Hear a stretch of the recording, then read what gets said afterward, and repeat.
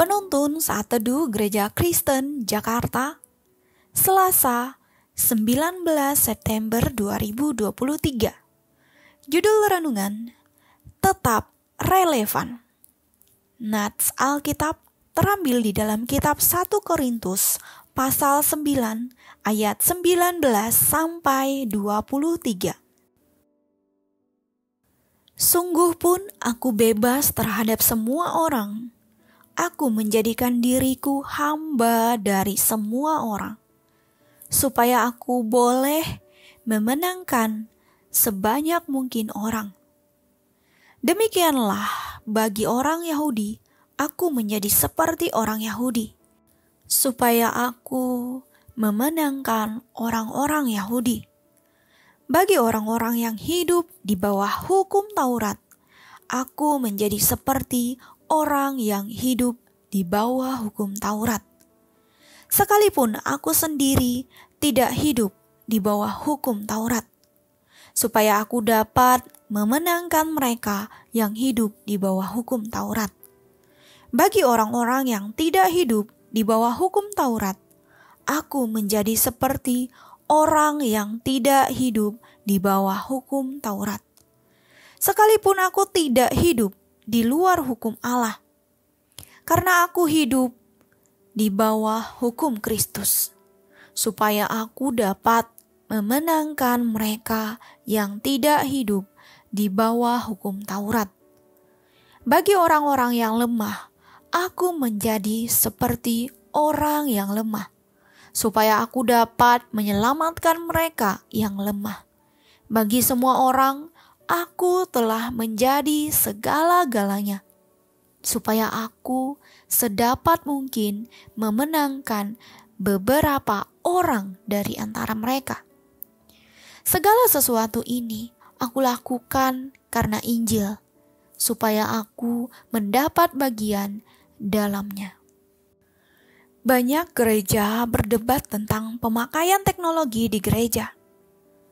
Beberapa orang merasa perlu, namun beberapa orang merasa anti terhadap teknologi. Katanya, gereja yang menyesuaikan diri dengan kemajuan dunia hanya akan menjadi gereja yang kehilangan identitasnya. Tentu ini perdebatan yang tidak mudah karena harus disikapi dengan bijak. Lantas bagaimana gereja seharusnya? Karl Barth, teolog terkenal itu, pernah mengatakan kalimat bijak. Tangan kanan orang Kristen harus menggenggam Alkitab dan tangan kiri menggenggam Koran. Artinya, gereja berdiri di atas firman Tuhan, namun perlu selalu relevan dan kontekstual dengan keadaan dunia.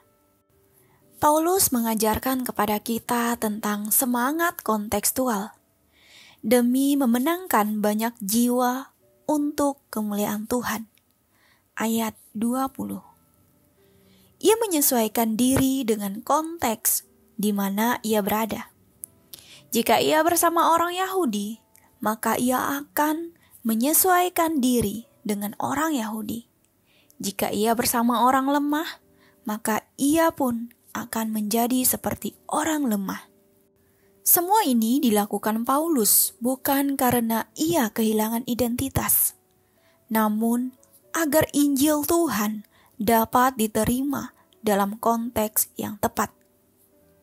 Menurut survei di dalam buku Eulosmi, karya David Kinnaman, salah satu alasan banyak kaum muda meninggalkan gereja adalah karena terputus atau disconnect. Artinya, gereja terasa kurang relevan, kolot, dan bahkan mungkin mulai tidak cocok dengan konteks kaum muda.